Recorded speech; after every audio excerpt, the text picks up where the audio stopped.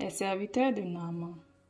Naaman, le chef de l'armée du roi d'Aram, était un homme important aux yeux de son Seigneur.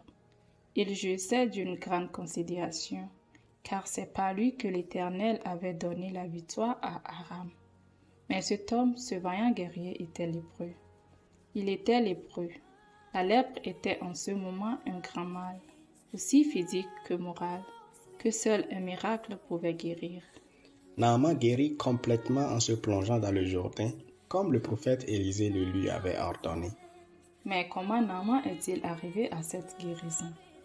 C'est ici que ses serviteurs entrèrent en jeu. Il trouva guérison, pas du tout à cause de son pouvoir ou de son rang, mais plutôt grâce à de petits gens autour de lui, grâce à ses serviteurs.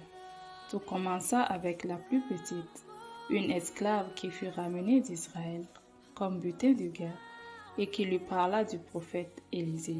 Naaman crut et alla chez Élisée.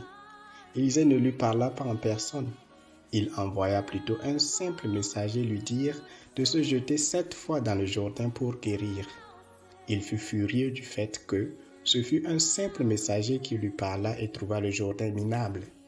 Alors, malgré sa profonde souffrance, Naaman refusa de faire ce que le prophète lui demanda.